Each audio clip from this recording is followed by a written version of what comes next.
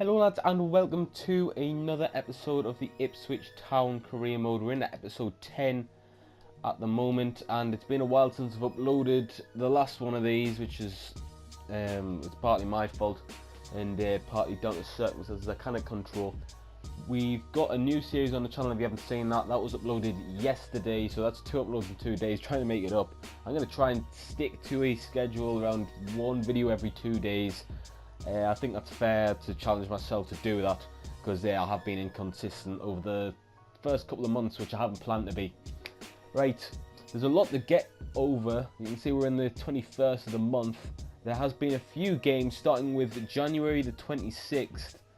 In this game we did play Exeter City in the 3rd round of the FA Cup, I do believe, in the early January stages. It does tend to be the 3rd round of the FA Cup. It was a game which I was expecting to win, of course. We were trying our best and we did give away a penalty. You can see there's a bit of a dive. If you want to go back and watch that, you can. The penalty, yeah, he didn't make any mistake there. The keeper really could have dived a bit further across, though. You can see there, he just kind of tumbled down. But Waghorn equalised imminently. It was very, very good strike from him. Cool, calm, composed. You would expect him to do something like that against this calibre of opposition, though. We did have a chance. We were playing a second string side. You can see here, Brew hits the post, and it's Rowe, who's, he's been causing danger. He's been in and around the first team. He does get his goal there. But heartbreaking, the 90th minute, we have to go to a replay, as it's a very calm and composed finish on the volley. And just placing that top corner, you can see here though, a couple of transfer issues. Some of the main players used suggested. I know that Raul guy, he was suggested by a whole lot of views, and unfortunately we couldn't sign him. We couldn't sign either of them because they were either wanted by the clubs or they were out on loan somewhere, so we have limited options now that we can bring to the club, which is unfortunate. I'll let you know and update you on that. We will be playing the transfer window in this episode. The end of the transfer window, transfer deadline day. There's going to be no live games. These are all going to be the games that I'm going to be playing and showing yous. A lot of annoying things around the box happening. You can see Leeds have took a two goal lead, which again, we're not the best run of form at the moment, despite being top of the table. We have had our troubles. Teddy Bishop though gives us a bit of hope in this game. With 10 minutes to go, he picks up that ball. And you can see there, penalty given away by Leeds this time. It's up to McGoldrick to deliver only 2 minutes after scoring the first. Teddy Bishop scored the first, of course, but McGoldrick gets the crucial equaliser for us. And that's how the game ended. 2-2, not bad to come up against Leeds and earn a point when we're in our comfortable position. Next was, of course, the replay against Exeter City. And it started off pretty well. Teddy Bishop squaring it across to McGoldrick, gets 2-2 now. He's been a bit dry, been a bit off and on since his remarkable start of the season. But you can see there, from then it didn't get any better at all. Exeter equalise and then actually go in front. They were in front. The last time they were actually in front was the very start of the first leg. But now they find themselves ahead again. Opening space and another composed finish from Exeter, which kind of seals the game off. And it's very unfortunate for us that we're now out of the FA Cup. It's very, very bad from us, and it's not good enough. Tommy Smith, he's been given a few offers, but it's nothing I'm very interested in, to be honest. Speaking of our bad form, right, literally gets into the 1st minute. And Adam Lafondra decides he's going to put one into the back of the net. So it's the 2nd minute it went in. We did equalise pretty much straight away. It was 2 minutes later. We tend to do that. We tend to get a goal straight after another, whether it's ours or theirs. And it's McGoldrick again, creating chances, and this time gives it to Waghorn. And within 8 minutes, we managed to turn around a 1-goal deficit. That's how the game ended. All goals in the first 10 minutes. And it turns out that we have still got a 3-point lead over Aston Villa. It's safe to say we've not looked our best, so I think new additions can really freshen the squad up. We just want to try and get a few player sales, or try and maybe get a loan or some pre-contracts at least, just to have a bit of sense of optimism again that things are going to go alright this season. A lot of these players we could get next season when we've got more money in the Premier League and we're looking to try and sell more of our players on. But we've got a good championship team at the moment, but I reckon with the two loan signings we can make ourselves a bit more dangerous and a bit more of a threat like we were in the early stages of the season. Honestly, I'm surprised at this stage in the seasons no one's actually wanted to loan him in, not even like a Premier League club, not even a Championship club. No club has actually wanted to loan Axel Tuanzebe in, so we're going to sit in Jose Mourinho and discuss this deal. Mourinho's happy with a 1-year loan, and if we can just get the right amount of wages split, we've got the right split, and Tuanzebe is going to be another defensive option we can add at the side.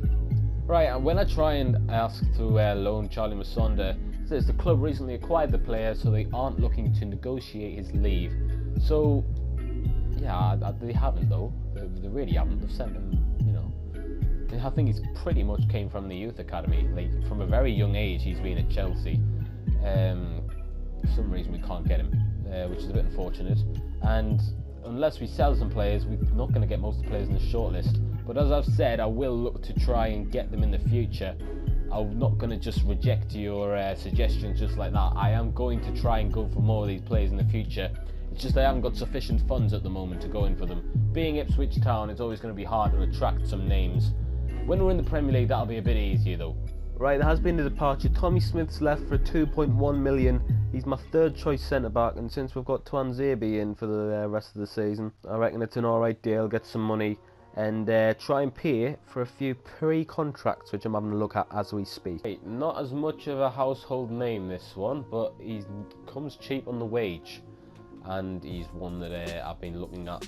He's got a decent potential on him, and he's got good stats for a centre-half in the Championship and in the Premier League as well. 23 years of age. He looks promising. We're going to try and counter, give him an important role. If he does want a crucial one, we can give it to him. Not budging from that crucial, we shall accept.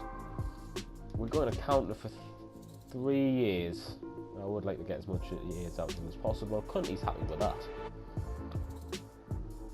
We don't want a release clause either. Let's accept the fact that he's not having a release clause, especially with his potential. So he's actually asked for a less sign-on bonus and a bit less of a wage as well. We will accept that, and we'll welcome Conte to the club at the beginning of the next season. Right, so we're now going in for a more attack-minded player. Obviously we've got some attack-minded players on loan at the moment. Selena, who's been injured for quite a while now, and Emery Moore are just two of the players on loan who we will lose at the end of the season. Right, they've accepted. We need to find money from somewhere at the end of the day, but we've got our transfer business done for the season. All these players will be screenshotted and added to the shortlist for next season if they're not on there already. And any more suggestions you want to bring in, please let us know. There'll be a lot more opportunities for us to go and shape our team next season when we're hopefully in the Premier League. I'm acting as if transfer deadline day is already over. We've still got transfer deadline day to go, and I'll let you know of any happenings, see if they want to actually buy any of our players. As you can see here, we've got a couple of offers. We may as well have a look at them. We've got a transfer offer for Bielkowski. I'll update you on that as well. We've reached an agreement. Bielkowski's going to Birmingham for £2.5 million. We need a keeper. Right, we've Bielkowski sold. We're going to look to bring Brad Jones into the club. It's a short-term fix, I know, but that's what we'll have to do. I'm not going to try and get through this season with a weakened goalkeeper. Just say 1.85. I mean, if you want to be that picky, then yeah, fine. Wage is very comfortable for us to handle. We will ideally... Nah, it's fine. We'll accept. We've got Brad Jones in. That's that solved. A couple of the goings on around Europe, you can see that Everton have signed Mbappe for 43 million. Really? I mean, I haven't seen that one before, but oh wait, are you sure? Is he not going to PSG next season on a permanent deal? I'm very confused. The Let's just say that. And Modric is signed for City as well. Right, so that's going to be it for today's episode. I said Norwich game. We'll do 3 games off camera, and then maybe Norwich, and if we have time, Cardiff, I think. It's been an eventful transfer window, a lot longer than I thought it would be. I'll see how that condenses in terms of video length, but I said I'd give you the rest of the transfer window. That was it. Some strange results and some strange transfers as well. We're still sitting top of the table on goal difference. We need to beat Sunderland, who have a bit of a gap there. But that's it for this episode. If you have enjoyed, please leave a like. Again, comment on your suggestions. I'm still got those players on the shortlist. I can add all the time as well. Obviously, they won't go across this season, as we haven't got a great amount of budget. But that's it from me. Thank you all for watching once again, and I'll see you later, lads.